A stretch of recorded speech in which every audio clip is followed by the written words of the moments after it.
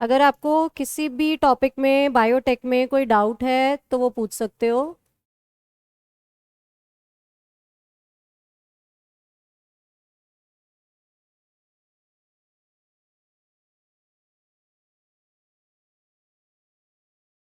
So topic is biotechnology and its application. तो हमने अभी तक मेनली ये पढ़ लिया कि बायोटेक्नोलॉजी है क्या।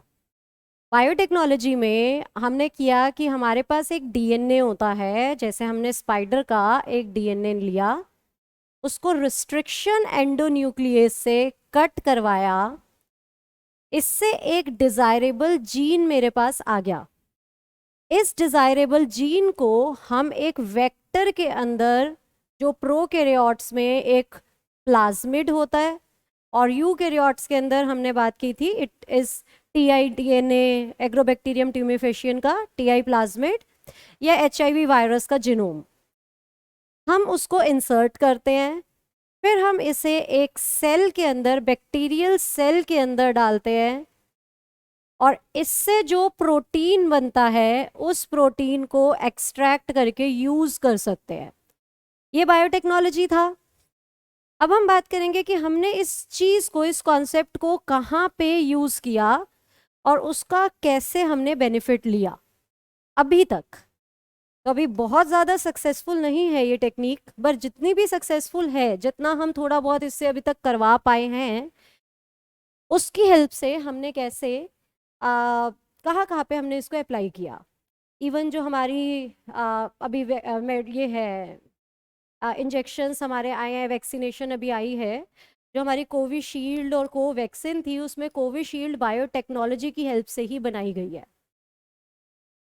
नाउ सबसे पहले आपको पता होना चाहिए एग्जाम्पल बीटी कॉटन का। बायोटेक्नोलॉजी का एप्लीकेशन एग्रीकल्चर में भी है और मेडिसिन में भी है। तो पहले हम बात करते हैं एग्रीकल्चर में उसका क्या बेनिफिट है, कहाँ पे हमने उसको अप्लाई किया।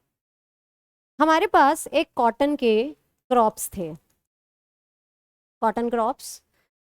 कॉटन क्रॉप्स जो है, हमने देखा कि इसके ऊपर ना बहुत सारे कॉटन बॉलवॉर्म्स, कॉर्न बोरर, इस टाइप के इंसेक्ट और पेस्ट थे जो इस कॉटन क्रॉप्स को खराब करते थे। तो हमारी जो यील्ड थी कॉटन की, वो बहुत कम थी।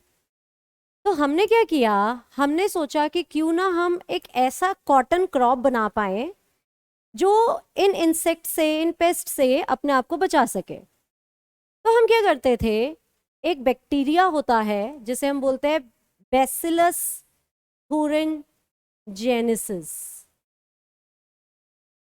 बैसिलस thuringiensis, हमने देखा कि इस बैक्टीरिया में एक प्रॉपर्टी है कि इसके अंदर एक ऐसा केमिकल है, जो केमिकल अगर इंसेक्ट के अंदर चला जाता है, अगर उसकी गट में चला जाता है, तो वो इंसेक्ट को किल कर देता है।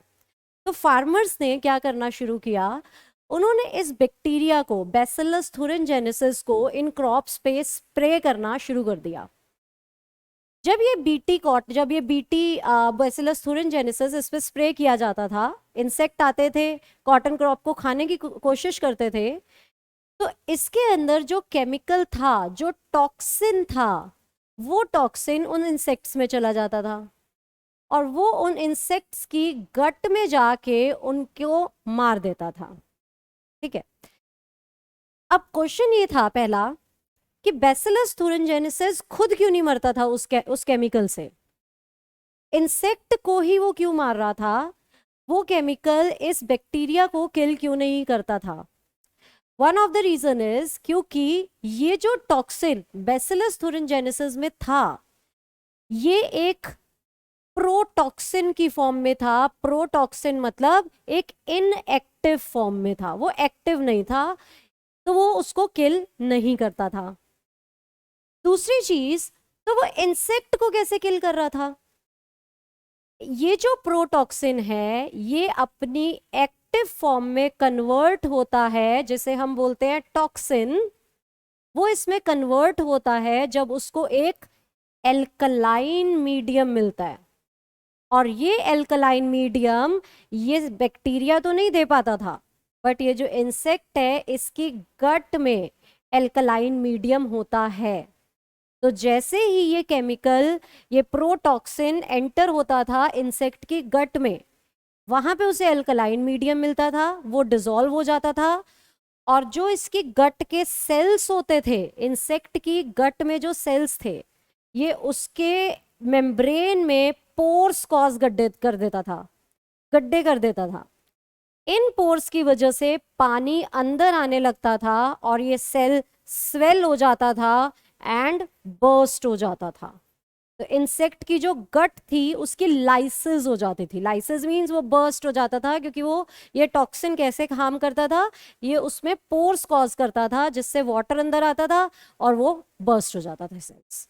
तो उसकी पूरी की पूरी इंटेस्टाइन, पूरी की पूरी गट बर्स्ट हो जाती थी, ऐसे वो इंसेक्ट मर जाता था। अब हमने सोचा कि फार्मर्स को ये बीटा ये बैसिलस thuringiensis हर बार स्प्रे करना पड़ रहा था ताकि ये केमिकल इसमें आए, फिर उसके बाद वो इंसेक्ट इसको खाए तो मर जाए। हमें पूरे के पूरे बैक्टीरिया की ज़रूरत नहीं है, हमें सिर्फ उस केमिकल की ज़रूरत है। तो सोचा गया कि क्यों ना हम बैसिलस thuringiensis के डीएनए में वो जो जीन है जो इस केमिकल को, इस टॉक्सिन को बना रहा है, क्यों ना हम इस जीन को निकालें और इसको इस प्लांट में, कॉटन प्लांट में ट्रांसफर कर दें। कर सकते हैं, बायोटेक्नोलॉजी यही तो करती है। तो बायोटेक्नोलॉजी की हेल्प से हमने इस जीन को इस कॉटन प्लांट में ट्रांसफर कर दिया, इसीलिए इस कॉटन प्लांट को बोल दिया गया बीटी कॉटन। इसके अंदर बैसिलस thuringiensis बैक्टीरिया का वो जीन है जो वो केमिकल बना रहा है जो इंसेक्ट को मार सकता है। अब हमें बार बार इस बैक्टीरिया को स्प्रे करने की जरूरत नहीं है, अब ये कॉटन प्लांट खुद ही वो केमिकल बना सकता है जो उसको किल सके, जो इंसेक्ट्स को मार सके। तो अब वो केमिकल इस कॉटन प्लांट में है, जब इंसेक्ट आके इसको खाते हैं उसकी गट में वो जाता है तो वो इसमें लाइसिस कॉज करता है उसकी गट में और वो इंसेक्ट मर जाते हैं। और धीरे धीरे वो इंसेक्ट अडेप्ट हो गए कि इस कॉटन प्लांट को नहीं खाना, इसको खाएंगे तो हम मर जाएंगे।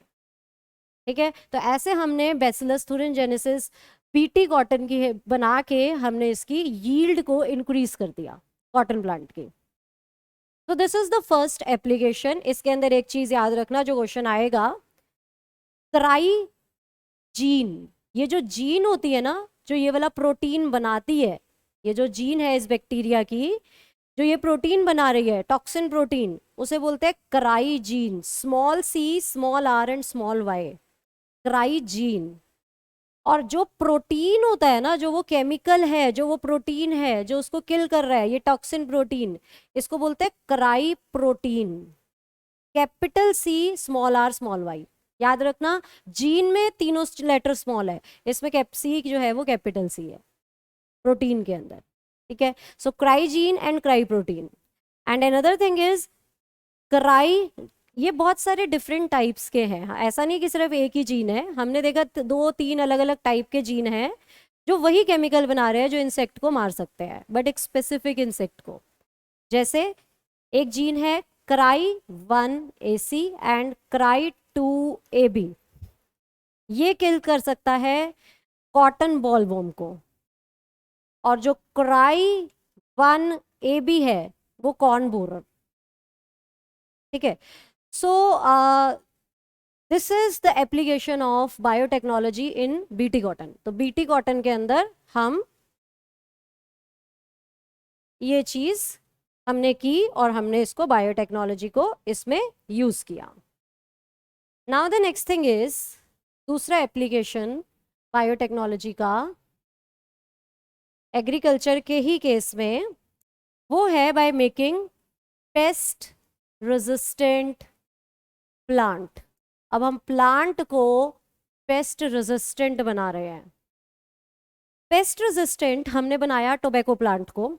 आपको मैंने इससे पहले वाले चैप्टर में एग्रोबैक्टीरियम ट्यूमिफेशियन के बारे में बताया था कि उसके पास ये है एग्रोबैक्टीरियम ट्यूमिफेशियन का बैक्टीरिया, इसके पास एक प्लाज्मिड होता है जिसे हम बोलते हैं TI प्लाज्मिड, और इसमें एक जीन होती है जिसे हम बोलते हैं tDNA। ये जो जीन है ना, ये रिस्पॉन्सिबल है प्लांट के अंदर इन्फेक्शन कॉज करने में। ये प्लांट के अंदर इन्फेक्शन कॉज करता है, ठीक है। ये टीडीएनए से जो एक्सप्रेशन आता है, जो प्रोटीन बनता है, तो हम क्या करते हैं, हम इस टीडीएनए को यहाँ से कट कर देते हैं, हटा देते हैं, और इसकी जगह पे एक डिजायरेबल जीन डालते हैं, और फिर इस बैक्टीरिया को अलाउ करते हैं इन्फेक्शन करने के लिए। अब टीडीएनए तो बचा नहीं, इन्फेक्शन तो होगा नहीं, बल्कि जो डिजायरेबल जीन हमने इसमें डाला है अब वो एक्सप्रेस करेगा, और वो डिजायरेबल जीन जो मैं डाल रही हूँ वो प्लांट को पेस्ट रेजिस्टेंट बनाएगा। So this is the second method जिससे हम प्लांट को प्रोटेक्ट कर सकते हैं, उसको पेस्ट रेजिस्टेंट बना सकते हैं। और ये हमने ट्राई किया सबसे पहले टोबैको प्लांट में, क्योंकि हमारे पास एग्रोबैक्टीरियम ट्यूमिफेशियन है एज अ वेक्टर जिसको हम यूज कर रहे हैं to make this plant pest resistant, ठीक है। तो इस प्रोसेस को हम आरएनए साइलेंसिंग भी बोलते हैं, आरएनए साइलेंसिंग, और हम इसको आरएनए इंटरफेरेंस भी बोलते हैं। क्यों बोलते हैं? क्योंकि इसके अंदर आपको पता है, आपने 6th चैप्टर किया हुआ है, डीएनए से आरएनए बनता है, आरएनए से प्रोटीन बनता है, central dogma, transcription and translation. तो इसमें जो आरएनए बनता है और उससे प्रोटीन बनता है, अगर मैं आरएनए से प्रोटीन बनने ही ना दूं, मैं उस आरएनए को साइलेंस कर दूं, रोक दूं, बंद कर दूं, उसके बीच में इंटरफेरेंस कर दूं और उससे प्रोटीन ही ना बनने दूं, तो उससे क्या होगा कि मेरा जो प्लांट है उसमें इन्फेक्शन नहीं होगा। कैसे, क्या है इस चीज में? हमने देखा कि जो टोबैको प्लांट है, ये उसका सेल है, उसमें नीमाटोड इन्फेक्शन कॉज करता है। ये है नीमाटोड, ठीक है।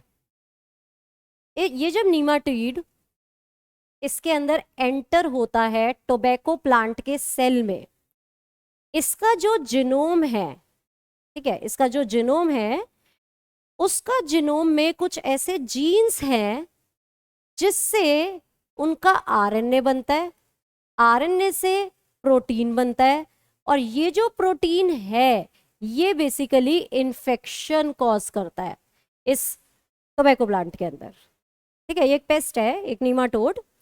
नीमाटोड जब सेल के अंदर एंटर करेगा तो उसके पास कुछ जीन्स है उसके इस जेनेटिक मटेरियल में, जिस जीन से उसका आरएनए बनेगा, और आरएनए इन्फेक्शन कॉज करेगा। हमने क्या किया, हमने इस टोबैको प्लांट में, इससे पहले कि नीमाटोड इसके अंदर एंटर करे, हमने क्या किया, हमने एग्रोबैक्टीरियम ट्यूमिफेशियन के टीआई प्लाज्मिड में से टीडीएनए को हटा के एक कॉम्प्लीमेंट्री डीएनए, एक कॉम्प्लीमेंट्री डीएनए, अभी आपको ज्यादा समझ आ जाएगा। मैंने क्या किया, इसके अंदर एक डीएनए को इंसर्ट किया जो कि डबल स्ट्रैंडेड होता है, हमें पता है।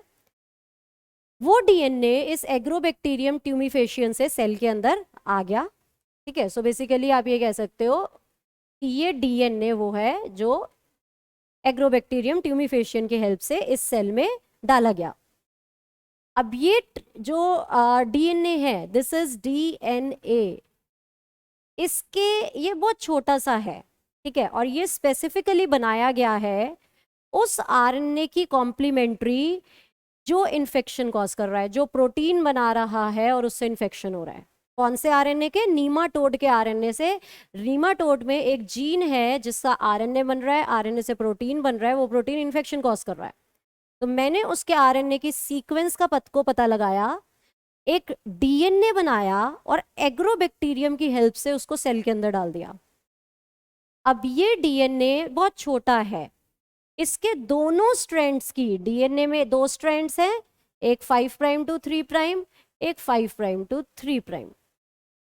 इन दोनों स्ट्रैंड्स की ट्रांसक्रिप्शन होगी, दोनों स्ट्रैंड्स की ट्रांसक्रिप्शन होगी, जिससे 2 आरएनए बन जाएंगे, 2 आरएनए। अब इससे जो आरएनए बनेगा और इससे जो आरएनए बनेगा वो आपस में कॉम्प्लीमेंट्री होगा, क्योंकि ये दोनों स्ट्रैंड आपस में कॉम्प्लीमेंट्री थे।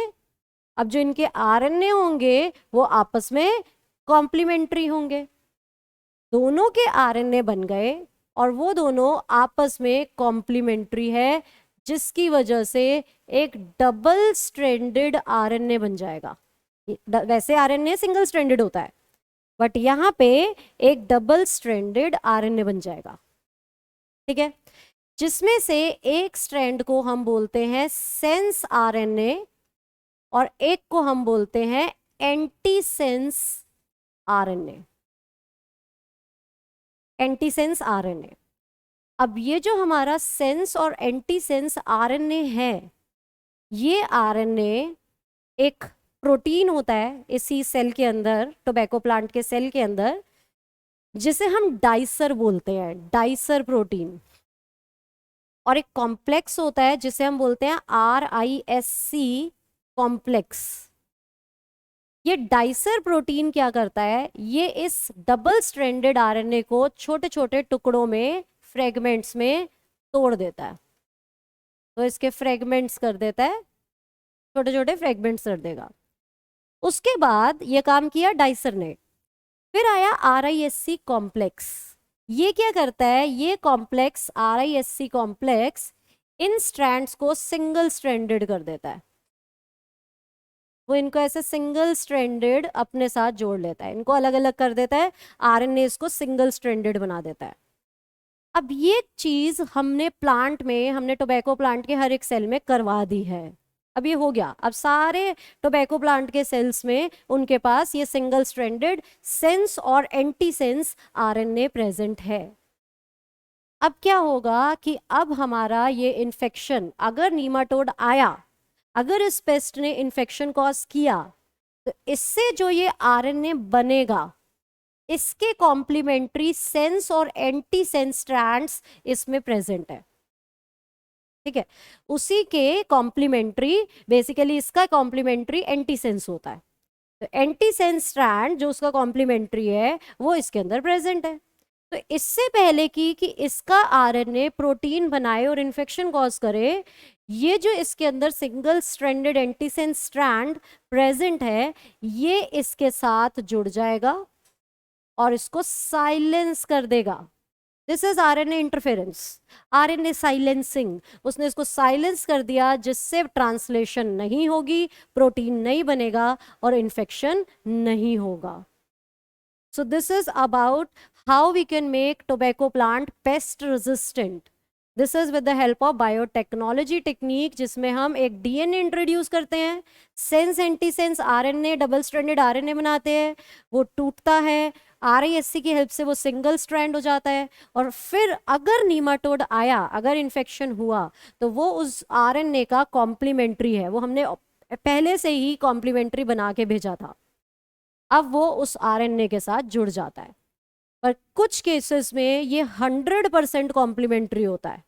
अगर ये बहुत ज़्यादा कॉम्प्लीमेंट्री है इसके साथ, कि सारी सीक्वेंस मैच कर रही है ऑलमोस्ट, तो ये इस आरएनए को तोड़ ही देगा, ये टूट जाएगा आरएनए। और अगर वो कुछ 60-70% तक कॉम्प्लीमेंट्री है, तो वो सिर्फ इसको साइलेंस करेगा, इसके साथ जुड़ गया, ट्रांसलेशन नहीं होने देगा। हो सकता है बाई चांस कि वो इससे अलग होके ट्रांसलेशन कर ले, बट अगर वो 100% बहुत ज़्यादा कॉम्प्लीमेंट्री है, जो हम कोशिश करते हैं कि वैसा हो, तो उससे ये आरएनए बल्कि तोड़ ही देता है, कि अब कभी हो ही नहीं सकता कि ये प्रोटीन बनेगा और इन्फेक्शन होगा। तो this is with the help of biotechnology, हम टोबैको प्लांट को आरएनए साइलेंसिंग करके, इंटरफेरेंस करके उसको पेस्ट रेजिस्टेंट बना दिया, ठीक है।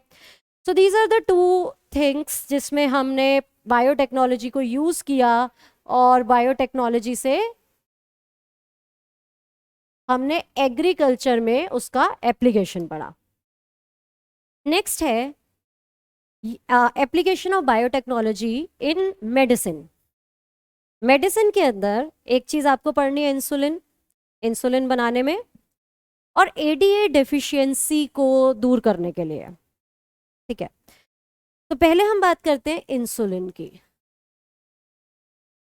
इंसुलिन, इंसुलिन कैसे बनाया गया? बहुत सारे लोगों को आपने देखा होगा जो डायबिटिक होते हैं, वो इंसुलिन के इंजेक्शंस लेते हैं, ठीक है। अब इंसुलिन के इंजेक्शन में जो इंसुलिन है, जो मेडिसिन है, वो मेडिसिन कोई ह्यूमन बींग्स को थोड़ी बोला जाता है कि आप डोनेट करो, और आपके पेनक्रियाज में से हम निकालेंगे, फिर हम, या आपके ब्लड में से हम ले लेंगे और फिर हम लोगों को देंगे। हम डोनेट थोड़ी कर रहे हैं इंसुलिन। तो फिर ये इंसुलिन कहाँ से आया? ये इंसुलिन पहले काऊ से लिया जाता था। काऊ का जो इंसुलिन है वो ह्यूमन बीइंग से 60% सिमिलर है। ठीक है, उसके जो सीक्वेंस है उसमें जो अमीनो एसिड्स हैं वो वैसे ही है जैसे हमारे हैं, 60%, बट नॉट 100%। जिसकी वजह से क्या होता था कि हम इंसुलिन देते तो थे ह्यूमन बॉडी में, इंजेक्शंस देते तो थे, बट द प्रॉब्लम इज कि लोगों को इन्फेक्शन होने लगा, एलर्जी होने लगी, क्योंकि वो बिल्कुल कॉम्प्लीमेंट्री, बिल्कुल सेम नहीं है ना वो प्रोटीन। तो लोगों को उससे एलर्जी होने लगी, कोई कुछ सिम्टम्स दिखाता था, कोई कुछ। सेकेंडली फिर क्या हुआ, हमने देखा कि जो पिग है उसका सीक्वेंस, उसके अमीनो एसिड्स के सीक्वेंस 80%, उसका इंसुलिन हमसे 80% मैच करता है। तो हमने वहाँ से इंसुलिन लेना शुरू कर दिया।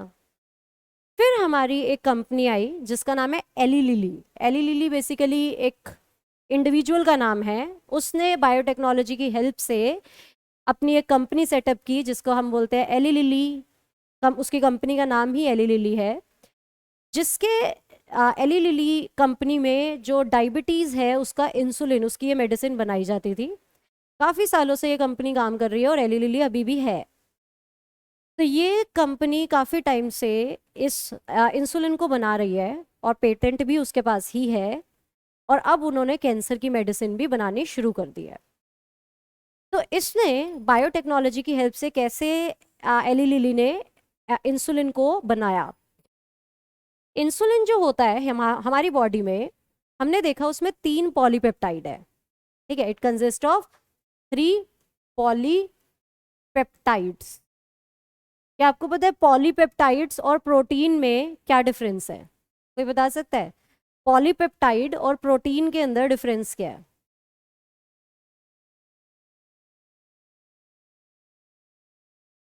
बताओ।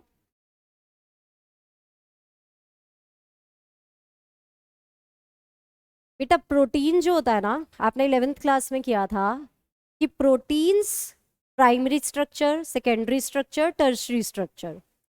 कुछ प्रोटीन्स ऐसे होते हैं जो इस, जैसे एक ये जीन है, ये डीएनए है, डीएनए में एक जीन है, ठीक है, एलील है यू कैन से, इससे ट्रांसक्रिप्शन हुआ, आरएनए बना, आरएनए से एक एमिनो एसिड का एक चेन बन गई, और ये ही प्रोटीन है जो काम कर रहा है।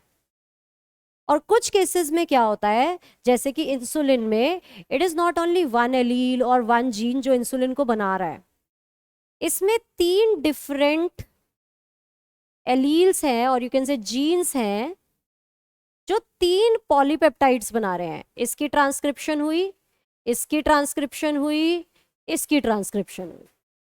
ठीक है, ये 3 अलग अलग ट्रांसक्रिप्शन हुई, इससे एक पॉलीपेप्टाइड बना, इससे एक पॉलीपेप्टाइड बना, इससे एक पॉलीपेप्टाइड बना, और यू कैन से एक अमीनो एसिड की चेन बनी। ये तीनों, ये और ये तीनों आपस में जुड़े तो जाके एक्टिव प्रोटीन बना जिसे हम कहते हैं इंसुलिन। पर कुछ केसेस में जो ये सिंपली एक जीन से आरएनए और ये जो सेगमेंट, ये जो हमारा अमीनो एसिड की चेन बनती है, यही एक्टिव होती है, यही काम करती है, तो उस केस में हम इसको प्रोटीन बोलते हैं। तो प्रोटीन वो चीज़ है जो एक्टिव है, जो काम कर रही है। अब वो एक सिंगल पॉलीपेप्टाइड की भी हो सकती है। पॉलीपेप्टाइड मतलब एक एमिनो एसिड की बनी हुई चेन। ठीक है, ये एक पॉलीपेप्टाइड, वो एक सिंगल पॉलीपेप्टाइड का भी हो सकता है प्रोटीन। और प्रोटीन 2 3 4 अलग अलग पॉलीपेप्टाइड्स का भी हो सकता है। जैसे हीमोग्लोबिन में 4 पॉलीपेप्टाइड्स है, तो इट मीन्स उसके पास 4 जीन्स थे, या वैसे 2 जीन्स होते हैं जिससे एक 2 अलग पॉलीपेप्टाइड बनते हैं और 2 पॉलीपेप्टाइड, तो ये 4 आपस में जुड़ के एक एक्टिव प्रोटीन बनाता है। तो प्रोटीन वो चीज मानी जाती है जो काम करेगी, और उसके अंदर एक भी पॉलीपेप्टाइड हो सकती है, और उसके अंदर 2 भी हो सकती है, 3 भी हो सकती है, 4 भी हो सकती है, 5 भी हो सकती है। ठीक है, तो ये डिफरेंस होता है प्रोटीन और पॉलीपेप्टाइड में, तो आपको ये पता होना चाहिए। तो जो इंसुलिन प्रोटीन है वो हमारा 3 पॉलीपेप्टाइड से मिलके बना होता है, जिसका नाम है ए, बी और सी, है ना। तो सबसे पहले हमारे पास है ये A polypeptide, then we have C polypeptide, and then we have B polypeptide. और ये जो ए और बी पॉलीपेप्टाइड है इनके बीच में डाइसल्फाइड बॉन्डिंग होती है, ठीक है। सी वाला जो पॉलीपेप्टाइड होता है ना, ये हमें नहीं चाहिए। ये इस इंसुलिन को इनएक्टिव बनाता है, जिसे हम बोलते हैं pro insulin. Pro insulin means inactive. Human body के अंदर, हमारे बॉडी में जब सेल्स में से इंसुलिन निकलता है, जो ब्लड में आता है, वो हमारा प्रो इंसुलिन होता है, इनएक्टिव इंसुलिन होता है। इसके बाद ये इंसुलिन, इसकी मॉडिफिकेशन होती है, इसमें से ये जो सी वाला सेगमेंट है वो अलग हो जाता है। ये जो सी वाला पॉलीपेप्टाइड है ये हमें नहीं चाहिए, ये अलग हो जाता है। और ये जो ए और बी है, ठीक है, ये जो ए और बी है, सी वाला अलग हो जाता है। ये जो ए और बी है, ये वाले हमारे पॉलीपेप्टाइड जुड़े रहते हैं, और इसे हम बोलते हैं एक्टिव इंसुलिन, जो काम करेगा। अब ये एक्टिव इंसुलिन जो हमारी बॉडी में काम करने वाला है, इसको बनाया कैसे गया? एली लिली ने इसको बायोटेक्नोलॉजी की हेल्प से लैब में बना दिया। उसने क्या किया? सेम वही प्रोसेस। उसने एक ए पॉलीपेप्टाइड बनाने का जीन लिया और बी पॉलीपेप्टाइड बनाने का जीन लिया। सी की जरूरत नहीं है क्योंकि वो तो इनएक्टिव इंसुलिन बना रहा है, तो क्या करना है हमें उसको लेके, हमें क्यों बनाना है इनएक्टिव? तो एली लिली ने एक ए पॉलीपेप्टाइड बनाने वाला जीन लिया और एक बी पॉलीपेप्टाइड बनाने वाला जीन लिया। दोनों को वेक्टर के अंदर डाला और दोनों को सेल्स में इंट्रोड्यूस कर दिया, अलग अलग सेल्स में, सेम सेल में नहीं, याद रखना, अलग अलग सेल में। A and this is for B. इस जीन ने मेरे को ए प्रोटीन बना के दे दिया, और you can say A polypeptide बना के दे दिया, और बी वाले जीन से इस सेल में मुझे बी वाला पॉलीपेप्टाइड मिल गया। एली लिली ने इनको एक्सट्रैक्ट किया, सेल में से निकाला, और ए और बी पॉलीपेप्टाइड को डाइसल्फाइड बॉन्डिंग से लैब में आर्टिफिशियली दोनों को जुड़वा दिया, और जोड़ने के बाद वो बिल्कुल वही प्रोटीन बन गया, 100% सेम, जो एक ह्यूमन बॉडी के अंदर होता है, एक एक्टिव इंसुलिन। इसलिए ये जो इंजेक्शन होता है इंसुलिन का, ये लोग लेते हैं खाना खाने के बाद, क्योंकि उस टाइम में उनको एक्टिव इंसुलिन चाहिए, प्रो इंसुलिन की उनको ज़रूरत ही नहीं है। वो ले ही तभी रहे हैं जब उनको काम करवाना है इंसुलिन से। तो वहाँ से ये एक्टिव इंसुलिन बनाया गया और इसको एज अ मेडिसिन यूज़ किया जाता है। Fine. So this is the application of biotechnology in medicine. Medicine में बायोटेक्नोलॉजी से हमने इंसुलिन बना दिया, जो हमारे डायबिटिक पेशेंट्स के लिए यूज हो रहा है। कोई भी डाउट है कहीं पे तो पूछ लो।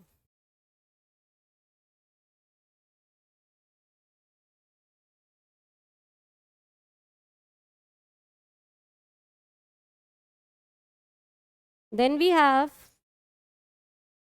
नेक्स्ट, इसका यूज बायोटेक्नोलॉजी का मेडिसिन में ही, बाय ट्रीटिंग एडीए डेफिशिएंसी। ठीक है, एडीए डेफिशिएंसी क्या है? ये एक इम्यून सिस्टम की डेफिशिएंसी है।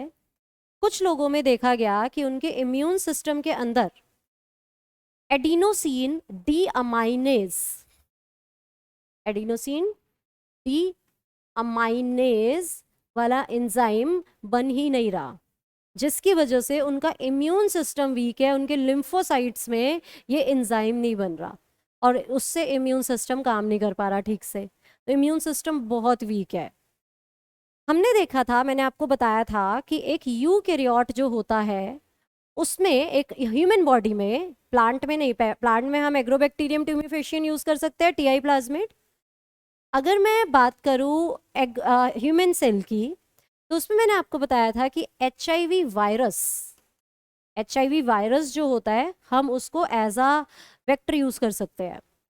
हमने उसका जिनोम लिया और इसके जिनोम में जो एड्स कॉजिंग जीन है उसको निकाल के फेंक दिया, हमें वो नहीं चाहिए, और उसकी जगह पे एक डिजायरेबल जीन जो हम चाहते हैं ह्यूमन बॉडी में जाए, हमने वो डाल दिया। अब हमने वो डाल तो दिया, अब हमें ये पता है कि जो HIV है वो इन्फेक्शन तो सिर्फ इम्यून सेल्स में करता है ना, आपने 8th चैप्टर में पढ़ा था कि HIV वायरस सिर्फ इम्यून सेल्स लिम्फोसाइट्स के अंदर जाता है और उसमें इन्फेक्शन कॉज करता है। तो अगर हमारी बॉडी में इंसुलिन नहीं है और मैं चाहती हूँ कि मैं ये जीन इंसुलिन का इसकी हेल्प से उसमें डलवा दूँ ह्यूमन बॉडी में, तो पॉसिबल नहीं है, क्योंकि वो सेल्स फिर तो ये तो पेनक्रियाज में जाने चाहिए ना, पर ये तो सिर्फ लिम्फोसाइट्स को इन्फेक्शन कॉज करते हैं। तो हम इसकी हेल्प से ADA डेफिशिएंसी ट्रीट को कर सकते हैं, क्योंकि ये प्रॉब्लम लिम्फोसाइट्स की है, ये इम्यून सिस्टम की प्रॉब्लम है, और ये HIV वायरस इस जीनोम को लेके, इस डिजायरेबल को जीन को लेके वो उस लिम्फोसाइट्स में जा सकता है। ठीक है, और कोई वेक्टर अभी हमारे पास है ही नहीं जो हम ह्यूमन बॉडी के अंदर हर एक सेल में डलवा सके। जिस दिन ऐसा हो जाएगा उस दिन हम सारी की सारी जेनेटिक डिजीजेस को एक दिन में ट्रीट कर देंगे, सारी खत्म हो जाएंगी। तो अभी हमारे पास वो वेक्टर नहीं है। ये जो वेक्टर है ये लिम्फोसाइट्स में जा सकता है, तो हमने इसको इसकी हेल्प से ट्रीट किया एडिनोसिन डिएमाइनेज डेफिशिएंसी को। तो ये 4 ईयर ओल्ड एक गर्ल थी जिसके ऊपर सबसे पहले इसको यूज किया गया, इस टेक्निक को। तो क्या हुआ, इस ADA डेफिशिएंसी में there are few different methods जिससे हम लोगों को ट्रीट कर सकते हैं जिनको ADA डेफिशिएंसी है। फर्स्ट थिंग इज, पहली चीज हम क्या कर सकते हैं, हम एंजाइम रिप्लेसमेंट थेरेपी कर सकते हैं। Enzyme replacement therapy, it is like जैसे हम इंसुलिन के इंजेक्शन दे रहे हैं वैसे हम एडिनो डीएमाइनेज प्रोटीन के इंजेक्शंस दे दें। ठीक है, तो हम ये कर सकते हैं कि हम डायरेक्टली एंजाइम रिप्लेसमेंट कर दे, कि हम उसके इंजेक्शंस दे दे उसकी बॉडी के अंदर। दूसरी चीज हो सकती है बोन मैरो ट्रांसप्लांटेशन। हमने ये देखा कि अगर हम बोन मैरो को ट्रांसप्लांट कर दे तो बोन मैरो में ही तो ये लिम्फोसाइट्स बनते हैं, तो हम कहीं ना कहीं उसको ट्रीट कर सकते हैं ADA डेफिशिएंसी को। बट ये जो मेथड्स है ना ये परमानेंट क्यूर नहीं है। ठीक है, फिर हमने बायोटेक को भी यूज किया कि चलो हम बायोटेक की हेल्प से करके देखते हैं, इस जीन को, ADA के जीन को हम इस बॉडी में, इस इंडिविजुअल की ह्यूमन बॉडी के अंदर डलवा के देख लेते हैं। तो हमने क्या किया, हमने पहले उस 4 ईयर ओल्ड गर्ल जो थी जिसको ये प्रॉब्लम थी उसकी बॉडी से लिम्फोसाइट्स को एक्सट्रैक्ट किया, उसकी बॉडी से लिम्फोसाइट्स निकाले, कुछ लिम्फोसाइट्स, उसमें बायोटेक्नोलॉजी की टेक्निक से हमने वो डिजायरेबल जीन इसके अंदर इंट्रोड्यूस करा दिया, इसके लिम्फोसाइट में हमने वो जीन डलवा दिया जिसे हम कॉम्प्लीमेंट्री DNA बोलते हैं। तो हमने वो जीन उसके अंदर एंटर करवा दिया। अब ये जो जीन है जो इसके अंदर गया, हमने देखा कि वो एक्सप्रेस करने लगा, और इस लिम्फोसाइट के अंदर वो जो ADA की डेफिशिएंसी थी वो अब नहीं रही, वो प्रोटीन ADA का प्रोटीन इसके अंदर बनने लग गया। जो जीन हमने इसके अंदर डाला उस जीन से हमारा ये ADA प्रोटीन इस लिम्फोसाइट के अंदर बनने लग गया। ठीक है, अब हमें 1-2 सेल तो नहीं चाहिए, हमने इसको लैब में इन विट्रो बॉडी के बाहर एक न्यूट्रिएंट मीडियम के अंदर इन सेल्स को ग्रो किया। ये जो सेल्स थे इनको ग्रो किया, ढेर सारे लिम्फोसाइट्स बनवा दिए, यही वाले जिसमें अभी ADA बन रहा है, ये उसी बच्चे के ही लिम्फोसाइट्स है, उसमें ADA बनने लग गया अब, और उसके हमने बहुत सारे सेल्स बना दिए। अब ये जो लिम्फोसाइट्स है, जो अब बहुत सारे सेल्स बन चुके हैं, ये हमने वापस इस बच्चे में डाल दिया। अब ये तो इसी के लिम्फोसाइट्स है, इसमें वही रिसेप्टर्स है, वही सारी चीजें हैं, तो इसकी बॉडी आराम से इसको एक्सेप्ट कर लेगी। ये सारे सेल्स उसकी बॉडी ने आराम से एक्सेप्ट कर लिए, और अब इसके लिम्फोसाइट्स के अंदर ADA बन रहा है। ना हमें इंजेक्शंस देने की ज़रूरत है, ना हमें बोन मैरो को ट्रांसप्लांट करने की ज़रूरत है, हमें कुछ भी करने की ज़रूरत नहीं है, अपने आप अब वो लिम्फोसाइट्स इन सेल्स को, इन प्रोटीन को बना रहा है। But this is also not a permanent cure, ये भी एक परमानेंट क्योर नहीं है। क्यों नहीं है? क्योंकि इस टेक्निक के अंदर ये जो लिम्फोसाइट्स होते हैं ना, इनका एक लाइफ स्पैन है। ये ज़्यादा से ज़्यादा साल 2 साल के अंदर बॉडी में ख़त्म हो जाते हैं और फिर नए लिम्फोसाइट्स बन के हमारे बोन मैरो में से आते हैं। अब बोन मैरो में जो नए लिम्फोसाइट्स बन के आएंगे उनके अंदर तो फिर ये एडीए वाला जीन खराब होगा, फिर उसमें एडीए डेफिशिएंसी होगी। अब वो सेल्स, वो जीन, वो जो हमारे सेल्स होंगे वो तो फिर काम नहीं करेंगे।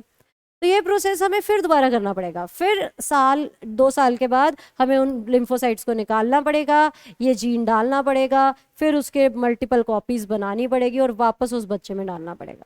तो this is also not a permanent cure, क्योंकि ये हमें हर साल 2 साल के बाद फिर करना पड़ेगा, क्योंकि लिम्फोसाइट्स का लाइफ स्पेन साल 2 साल का होता है। ठीक है, अगर हम ये टेक्निक ऐसा, दिस इज थियोटिकल अभी, कि हमने ये देखा है कि कुछ रिसर्च करके कि अगर हम एम्ब्रियोनिक स्टेज में ये काम कर दे, अगर हम एम्ब्रियोनिक स्टेज में, जब अभी बेबी हुआ भी नहीं है, उस टाइम पे अगर हम उसके बोन मैरो में से एक एडीए का जीन निकाल के और एम्ब्रियोनिक स्टेज में ही उसके बोन मैरो में ये इंसर्ट कर दे gene, that can be the permanent cure. अब उसके बोन मैरो के अंदर ही वो लिम्फोसाइट्स बनने लगेंगे जिसमें एडीए प्रोटीन बनेगा। This can be a permanent cure अगर हम इस चीज को एम्ब्रियोनिक स्टेज पे करा देते हैं तो। ठीक है, तो ये चीज एडीए डेफिशिएंसी को ठीक कर रही है। तो अभी तक हमारे पास सिर्फ हम बायोटेक्नोलॉजी की हेल्प से ज़्यादा उस डिजीजेस को या उन प्रॉब्लम्स को ट्रीट कर सकते हैं जो प्रॉब्लम लिम्फोसाइट्स की है, क्योंकि उसके लिए हमारे पास फिर भी एक वेक्टर है, बट बाकी किसी को अभी हम ठीक नहीं कर सकते क्योंकि हमारे पास वेक्टर नहीं है। ठीक है, तो बायोटेक एंड इट्स एप्लीकेशन में ये हमारी इंपॉर्टेंट चीज़ें हैं। मॉलिक्यूलर डायग्नोसिस है, उसमें होपफुली आपको पता ही होगा कि ELISA, PCR, autoradiography, there are different techniques जो हमारी डिजीज़ेस को, ये सारी टेक्निक्स बायोटेक्नोलॉजी से ही आई हैं और ये हमारी डिजीज़ेस को डायग्नोज करने में हेल्प करती हैं। ठीक है, जिसमें PCR is a very sensitive technique जो कोविड के टाइम पे यूज़ भी होती थी और अभी भी हो रही है। जो कोविड का टेस्ट होता है, एक उसमें एंटीजन वाली किट है, ठीक है, जो बहुत जल्दी रिजल्ट देती है, पर वो इतना सेंसिटिव नहीं है और इतना अच्छा रिजल्ट नहीं देती। पीसीआर, आरटीपीसीआर आपने सुना होगा, RTPCR is the main COVID test. ठीक है, जो आपको एक डिजीज दिखाती है। अभी बताते करते हैं पीसीआर के अंदर क्या होता है, जो इससे पहले वाले चैप्टर में था। And next is transgenic animals. तो एक चीज़ याद रखना, ट्रांसजेनिक एनिमल्स बनाए जाते हैं। ट्रांसजेनिक एनिमल्स वो है जिनके अंदर हम मेडिसिन डाल के, उनको इंजेक्शंस डाल के उनको टेस्टिंग करते हैं उनके ऊपर। उनके लिए हमें उनको ट्रांसजेनिक बनाना पड़ता है। ट्रांसजेनिक मतलब उनके जो जीन्स होते हैं ना, उसमें हमें थोड़ी सी म्यूटेशन, ट्रांसफ़र, थोड़ा सा चेंज करना पड़ता है। तो हम क्या करते हैं, हम उनकी कुछ जीन्स को ऐसे म्यूटेट कर देते हैं ताकि वो बहुत सेंसिटिव हो जाए। और जो मेडिसिन या जो ड्रग या जो इंजेक्शन, जो भी चीज़ हम उनके ऊपर ट्राई कर रहे हैं, अगर उसका थोड़ा सा भी कोई साइड इफेक्ट है तो वो उन ट्रांसजेनिक एनिमल्स के ऊपर आराम से दिखाई दे। इसलिए जिन एनिमल्स के ऊपर, चाहे वो माउस है, चाहे वो मंकी है, चाहे वो कोई भी है, रैबिट है, उनको पहले ट्रांसजेनिक बनाया जाता है, उनको पहले सेंसिटिव बनाया जाता है उनके अंदर जीन्स को मॉडिफाई करके, ताकि वो छोटे से भी छोटा सिम्टम उनकी बॉडी दिखा सके जो भी उनके ऊपर टेस्टिंग की जा रही है। ठीक है, एंड एक चीज़ आपको और पता होना चाहिए अबाउट बायोपायरेसी इस चैप्टर में। बायोपायरेसी इज, जैसे हम पायरेटेड सीडी, मूवी की पायरेटेड सीडीज होती थी, हम मूवीज को भी बोलते हैं पायरेटेड मूवीज। वो जो पायरेसी है, दैट इज कि अगर मैंने कोई रिसर्च की तो वो मेरे नाम पे है। अगर सपोज मैंने कोई प्रोटीन बनाया जो कैंसर को ट्रीट कर सकता है, अब बनाया तो मैंने है ना, कोई और थोड़ी उसको यूज कर सकता है। मेरा जो पेपर पब्लिश होगा उसमें सारा कुछ लिखा होगा कि ये प्रोटीन कैसे बनाया जाता है, इसमें कैसे क्या क्या हुआ और कैसे ये प्रोटीन बना, जिसको पढ़ने के बाद कोई भी कंपनी या कोई भी इंडिविजुअल उसको बना सकता है। तो फिर फायदा क्या हुआ, मैंने अपनी इतनी बड़ी रिसर्च की और बना कोई और रहा है। तो क्या करते हैं, हम इसको पेटेंट करा लेते हैं। मैं उसको अपने नाम पे करा लेती हूँ कि ये रिसर्च मेरी है, मैंने ऐसे ऐसे किया है। अब उसको कोई भी पढ़ के कर सकता है, पर करेगा नहीं। अगर उसने किया तो वो इलीगल है। And that thing is called biopiracy, कि रिसर्च किसी ने की है और उसको यूज कोई और कर रहा है। That is biopiracy. अगर किसी कंपनी को वो मेडिसिन बनानी है तो वो मेरे से अप्रूवल लेंगे। मैं डिमांड में जो भी मांगूंगी, जितने भी पैसे या जो भी चीज़, कोई प्रॉफिट का मार्जिन या जो भी, वो मेरे ऊपर है। तो वो मुझे जब उतना देंगे तो मैं उनको राइट्स दे सकती हूँ कि अब आप इसको बना लो, फिर वो लीगल होगा। ठीक है, तो अगर किसी की अप्रूवल के बिना ही जिसने उस रिसर्च को किया है, अगर हम वो करना शुरू कर दे, that thing is called biopiracy. ठीक है, सो दिस इज अबाउट, ये सारा इंपॉर्टेंट चीज थी बायोटेक्नोलॉजी एंड एप्लीकेशन के चैप्टर में। अब हम बात करते हैं, लास्ट क्लास में हमारा थोड़ा सा रह गया था about gel electrophoresis and PCR. ये दो टेक्निक्स आपको अच्छे से आनी चाहिए, पेपर में आएंगी। पीसीआर तो जरूर आएगी। जेल इलेक्ट्रोफोरेसिस एक टेक्निक है जिस टेक्निक से हम क्या करते हैं कि मेरे पास, मैंने तुम्हें बताया था कि मेरे पास एक स्पाइडर का डीएनए है और मुझे उसमें से एक वेब बनाने वाला जीन चाहिए। तो मैंने इसको एंडोन्यूक्लियस से कट करवाया और ये फ्रेगमेंट्स में टूट गया। कुछ फ्रेगमेंट्स बड़े हैं, कुछ फ्रेगमेंट्स छोटे हैं। मुझे ये वाला फ्रेगमेंट चाहिए। मुझे पता है कि ये वाला जो फ्रेगमेंट है ये वो डिजायरेबल फ्रेगमेंट है, ये वो फ्रेगमेंट है जिसमें वेब बनाने वाला जीन है, मान लो। ठीक है, तो मुझे ये चाहिए। बट मेरे पास तो इस टेस्ट ट्यूब के अंदर जब ये डीएनए कट हुआ तो ये बहुत सारे फ्रेगमेंट्स आ गए हैं। अब मुझे इनको सेपरेट करना पड़ेगा और उसमें से वो डिजायरेबल फ्रेगमेंट जो मुझे चाहिए उसको एक्सट्रैक्ट करना पड़ेगा। और वो हम करते हैं by the technique gel electrophoresis. Gel electrophoresis एक छोटी सी मशीन होती है जिसमें एक प्लेट होती है, कांच की, ग्लास की एक प्लेट होती है। इस प्लेट में हम एग्रोज की जेल डाल देते हैं। एग्रोज एक वाइट कलर का पाउडर होता है जो हमें फंगस से मिलता है। हम इसको पानी में डालते हैं और उसको उबालते हैं। जब वो उबालते हैं ना उसे, तो इसका जो वाइट कलर का ये जो एग्रोज का पाउडर है ना, वो इस जेली के, इस पानी के अंदर डिजोल्व हो जाता है। अदरवाइज नहीं होता, ठंडे पानी में नहीं होता, वो नॉर्मल में भी नहीं होता, उबलते हुए पानी में वो मिक्स हो जाता है। अगर आप उसको 10-15 मिनट के लिए ऐसे ही छोड़ दोगे ना तो आप देखोगे कि वो जेली बन जाएगी। एग्रोज जो है वो चीज़ों को जेली बना देता है, पानी को जेली बना देता है। ठीक है, तो हम क्या करते हैं, हम उस गरम गरम सॉल्यूशन को, गरम गरम पानी को जिसमें एग्रोज है, उसको हम इस प्लेट में डाल देते हैं। इस प्लेट में हम ये एग्रोज वाला पानी डाल देते हैं और उसको आधे 1 घंटे के लिए एज इट इज छोड़ देते हैं, जिससे वो एक जेली बन जाती है। अब इस प्लेट में एक जेली बन जाती है। इस मशीन के साथ हमें एक कॉम्ब भी मिलती है, हम इसे बोलते हैं कॉम्ब। ठीक है, क्योंकि ये कंघी जैसी दिखती है, हम इसे बोलते हैं कॉम्ब।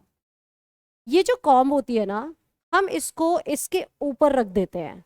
जब ये अभी ठंडा नहीं हुआ, अभी ये गरम गरम है, हमने इसके अंदर ये एग्रोज का पानी कह लो या जेली कह लो वो डाली और उसमें यहाँ कॉम्ब रख दी।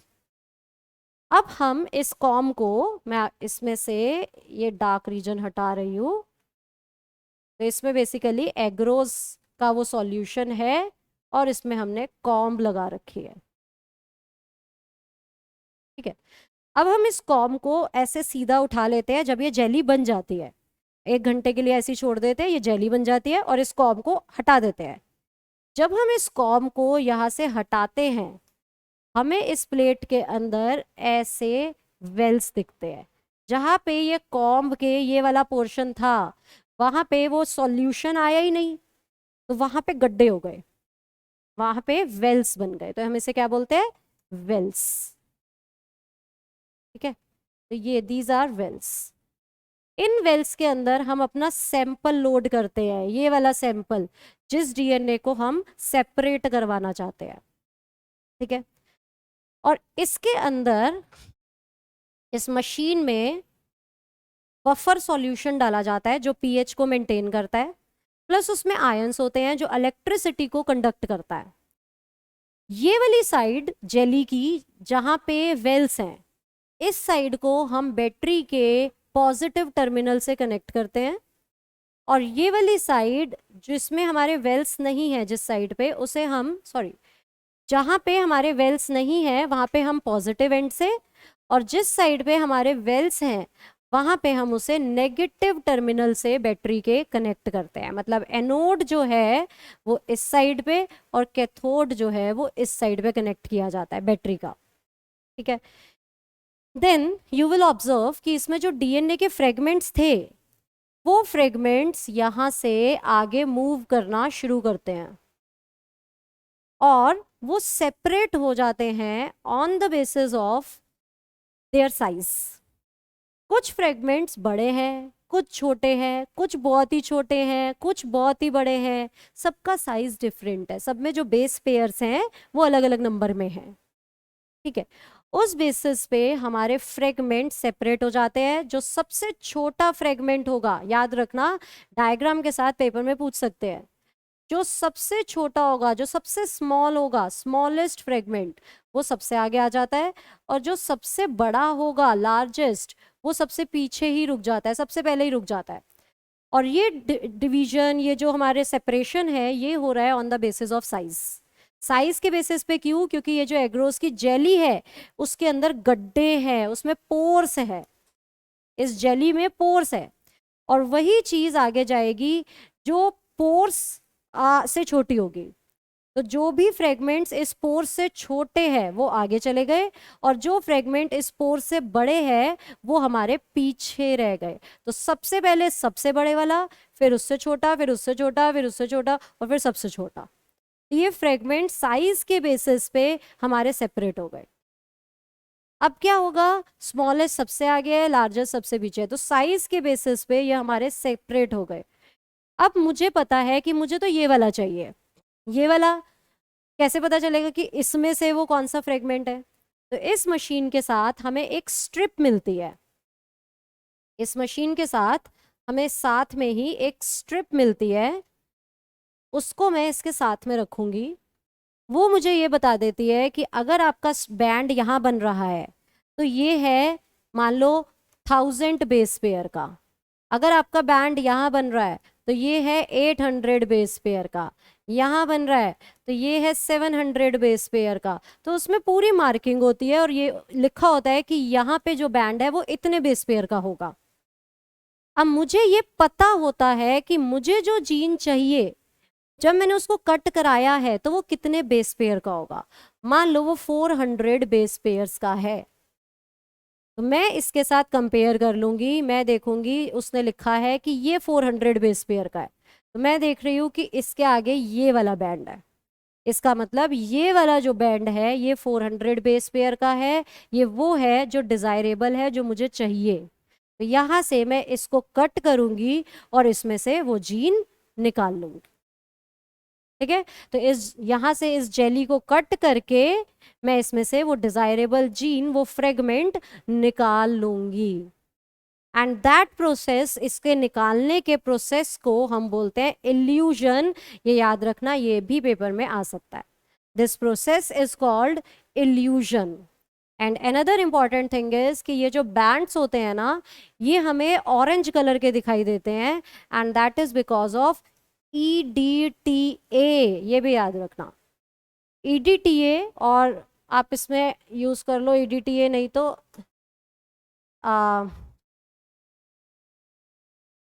इथाइलिन, जो हमारे इसके साथ कंबाइन हो जाता है DNA के साथ। ठीक है, ETBR you can say,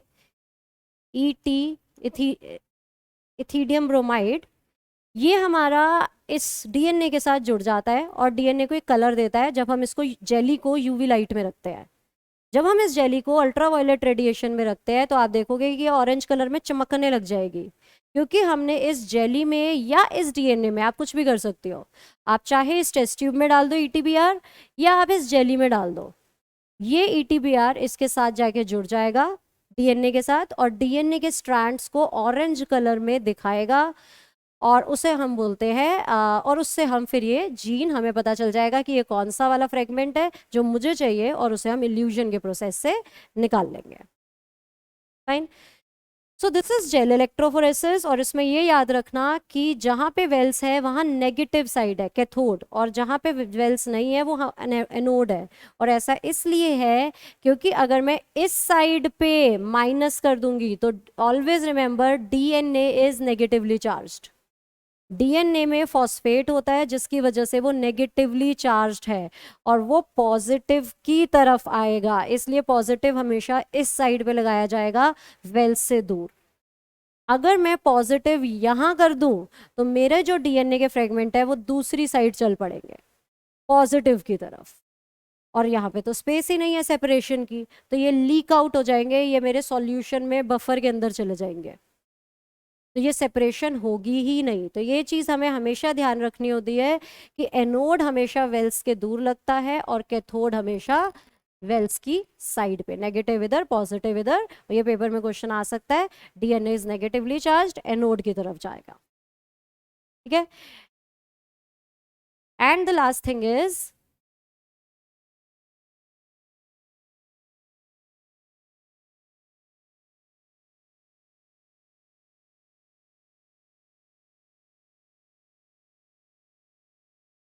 last is PCR, polymerase chain reaction, जिसमें हम जब हमने जेल इलेक्ट्रोफोरेसिस से इस जीन को निकाला तो हम इस जीन की बहुत सारी कॉपीज बनवाते हैं, मिलियंस ऑफ कॉपी।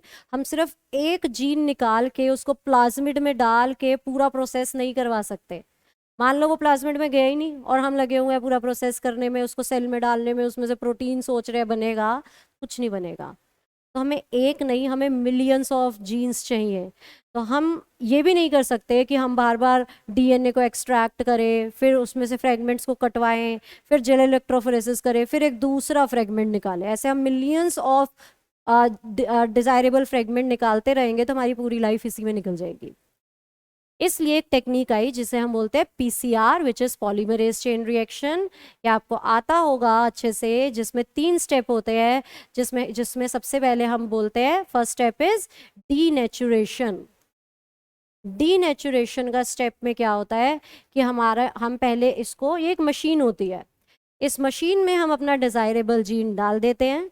वो मशीन अपने आप टेम्परेचर को 94 डिग्री सेल्सियस तक ले जाती है, जिसकी वजह से ये फ्रेगमेंट सेपरेट हो जाते हैं, अलग हो जाते हैं। This is denaturation. तो इस मशीन के अंदर सबसे पहले हम डालते हैं डिजायरेबल फ्रेगमेंट जीन, जिसकी हमें कॉपी बनवानी है। दूसरी चीज हम इसमें ऐड करते हैं प्राइमर्स। हम इसमें ऐड करते हैं प्राइमर्स। तो मेरे पास कुछ कॉम्प्लीमेंट्री प्राइमर्स जो मैं ऑलरेडी लैब में आर्टिफिशियली बनाए होते हैं, वो इसके स्टार्टिंग पॉइंट पे जाके जुड़ जाते हैं। जब ये डीनेचर हो जाता है तो ये प्राइमर्स जो है वो यहाँ पे आके स्टार्टिंग पॉइंट्स में आके जुड़ जाते हैं। This is 5 prime to 3 prime, 3 prime to 5 prime. तो ये यहाँ पे आके जुड़ जाते हैं। ठीक है। तो प्राइमर्स लैब में हमें इसकी सीक्वेंस पता होती है, इस जीन की सीक्वेंस क्या होगी ये सब कुछ हमें पहले से पता होता है। तो हम उसका कॉम्प्लीमेंट्री 8-10 स्ट्रैंड का एक प्राइमर बनवा लेते हैं। उसके बाद हम तीसरी चीज इसके अंदर डालते हैं टैक पॉलीमरेज। टैक पॉलीमरेज का मतलब, टैक से यहाँ पे क्या मतलब है, पॉलीमरेज तो आपको पता है जो डीएनए की स्ट्रैंड को बनाता है, और टैक का मतलब है थर्मस एक्वेटिकस बैक्टीरिया। एक बैक्टीरिया होता है थर्मस एक्वेटिकस, ये बैक्टीरिया थर्मोफाइल है जो हाई टेम्परेचर पे भी सर्वाइव करता है, हाई टेम्परेचर पे ही सर्वाइव करता है। तो इसके अंदर जो पॉलीमरेज का एंजाइम है वो 94 डिग्री पे भी टूटेगा नहीं, इसलिए हम इस मशीन में जो पॉलीमरेज एंजाइम यूज करते हैं वो इस थर्मस एक्वेटिकस का पॉलीमरेज यूज करते हैं, जो हाई टेम्परेचर पे डीनेचर नहीं होगा, टूटेगा नहीं। तो उस पॉलीमरेज को टैक पॉलीमरेज बोलते हैं। अब ये टैक पॉलीमरेज इसको एक्सटेंड कर देता है, 2 नए जीन्स बना देता है। तो इस एक फ्रेगमेंट से 2 नए फ्रेगमेंट्स बन गए, और ये से एक जीन के 2 नए जीन बन गए। तो 1 से 2 कॉपी बन गई। और इसके साथ में हम एक और चीज़ ऐड करते हैं, DATP, DGTP, DCTP and DTTP। तो यही चीज़ न्यूक्लियोटाइड से तो यहाँ पे लग रहे हैं और नए स्ट्रैंड बन रहे हैं। तो 1 से 2 कॉपी बन गई। सेकेंड स्टेप है एनीलिंग। एनीलिंग में जब प्राइमर इससे जुड़ते हैं तो इसे बोलते हैं annealing. And last one is extension, जो कि टैग पॉलीमरेज करता है। और ये कॉपी, ये चीज़ 30 टाइम्स होती है एक PCR मशीन में। फर्स्ट टाइम में 1 से 2 कॉपी बनेगी, फिर 2 से 4, फिर 4 से 8, 8 से 16, 32, 30 टाइम्स जब ये साइकिल होगी तो मिलियन ऑफ कॉपीज हमें मिल जाएंगी।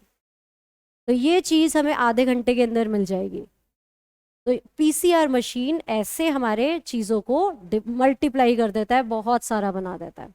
और यही चीज़ कोविड के टाइम पे हमारी एज अ टेक्निक यूज़ हो रही है इन्फेक्शन को देखने के लिए। जो टेस्ट हम करवा रहे हैं RT-PCR, वो यही है कि अगर ब्लड के अंदर कोविड का, वायरस का, कोरोना वायरस का जीन है तो वो उसकी कॉपी बना देता है।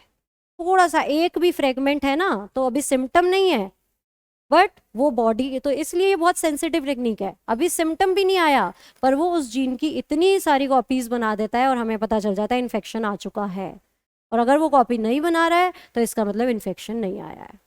ये प्राइमर्स उस मशीन में डले होते हैं जो हमें उस जीन के कॉम्प्लीमेंट्री है और बहुत सारा जीन्स बना के दे देते हैं। तो ये टेक्निक है जो मॉलिक्यूलर डायग्नोसिस में भी यूज़ हो सकती है। This is all about biotechnology. अगर कोई भी डाउट हो तो वो पूछ सकते हो। So all the best for your exam now.